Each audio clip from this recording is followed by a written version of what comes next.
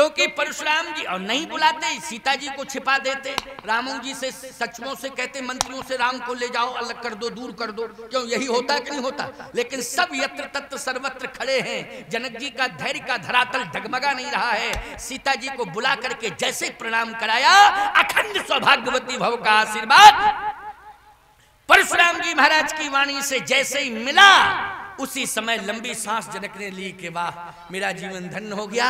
राजाओं ने कहा कि मौत हम लोगों की आ गई, अब आई कन्फर्म।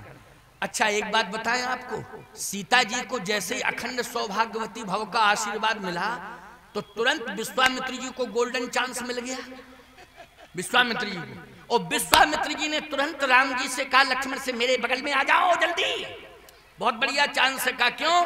बोले तुम फ्री हो रहे हो बेटा, चिंता मत करो, क्योंकि महात्मा परशुराम ने आशीर्वाद दे दिया है, अखंड सौभाग्यवती भव का आशीर्वाद दिया है। तुरंत ही पीछे से विश्वामित्र मिले पुनियाए, विश्वामित्र मिले। जैसे ही विश्वामित्र जी मिले और परशुराम जी महाराज को विश्वामित्र जी ने जैसे हृदय से लगाया, तो अब दोनों हृदय से हृदय मिला के मिल रहे हैं दोनों ही। और जैसे ही दोनों हृदय से हृदय मिला के मिल रहे थे प्यारे, तो परशुराम जी महाराज को दोनों भुजाओं से भरा किसने? विश्वामित्र जी ने। और पीछे से जैसे ही भरा, तो जिस हाथ में फरसा था उसी को पकड़ लिया पीछे से, और राम जी से कहा दंडवत करो, आशीर्वाद लो।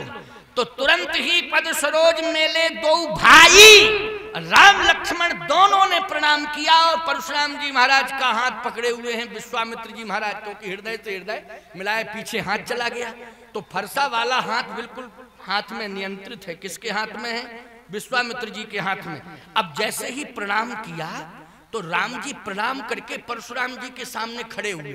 ओ हो, अब तो गजबई हो गया। न लक्ष्मण को देखा परशुराम ने, न राजाओं की तरफ देखा, न जनक की तरफ देखा, न विश्वामित्र की तरफ देखा। चमत्कार हो गया साहब, परशुराम जी टकटकी निगाह से भगवान राम को देख रहे हैं, राम को देख रहे हैं।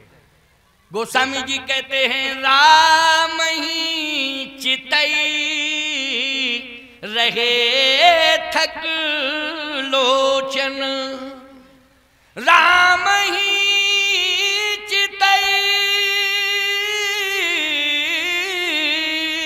रहे थक लोचन, रूप अपार मार मद मोचन। केवल राम के सौंदर्य को देख रहे हैं, आंखों से झरझर आंसू निकल रहे हैं, क्रोध करुणा में बदल गया है। ऐसा रूप परशुराम तूने कभी देखा नहीं। परशुराम जी कह रहे हैं ऐसा रूप तूने कभी देखा नहीं है। लेकिन परशुराम तू नैष्ठिक ब्रह्मचारी है, लेकिन रूप पर तेरा आकर्षण क्यों हुआ? ब्रह्मचारी का आकर्षण रूप पर नहीं होता है, ब्रह्मचारी का आकर्षण चरित्र पर होता है। बोलो होता है कि नहीं होता है? जिसका चरित्र उज्जवल होता है उसी पर आकर्षण होता है कि रूप पर? यदि रूप पर आकर्षण हो जाए, लेकिन परशुराम जी कह रहे तेरा रूप पर आकर्षण क्यों हुआ?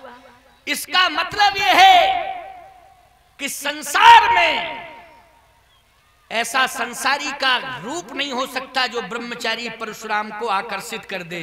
लेकिन आज समझ में बात आ गई है कि अगर परशुराम जैसे ब्रह्मचारी को अगर कोई रूप आकर्षित कर रहा है, तो वो जगत का रूप नहीं है, वो जगदीश का ही रूप हो सकता है और किसी दूसरे का रूप नहीं। किसका? जगदीश का। मेरे सामने जगदीश खड़ा हुआ है, जगन्नाथ खड़ा हुआ है। बोलिए जगन्नाथ भगवान की। आज जगन्नाथ आ गया मेरे सामने, जगत का कल्याण करने वाला जगन्नाथ। निश्चलहीन करो मही भुज उठाए प्रणकीन, सकल मुनन के आश्रमन जाए जाए सुख दीन। और असुर मार थापे सुरन राखें निज सुसेत, जग विस्तारे विशद जस राम जन्म कर हेतु। इस तरह से परशुराम जी आज नेत्र भर के देख रहे हैं। 5:30 कल क्या होगा, ये कल पर आधारित चर्चा होगी, ठीक है नहीं? आज विस्तार नहीं हो पाएगा, लेकिन कल फिर और विस्तार करके आपको संतुष्ट करूंगा। आओ 2 बार भगवान का नाम ले लो। नाम लेकर के इसके बाद अभी कुछ औपचारिकताएं शायद रह गई हैं हमारी समझ में, वो पूरी होंगी, लेकिन फिर भी नाम ले लो। और उद्घोषणा जो भी संचालक महोदय के द्वारा होगी उसको सुनिएगा और सुन करके जाना, प्रसाद लेके जाना। श्री राम जय राम जय जय राम, श्री राम जय राम जय जय राम, श्री राम जय राम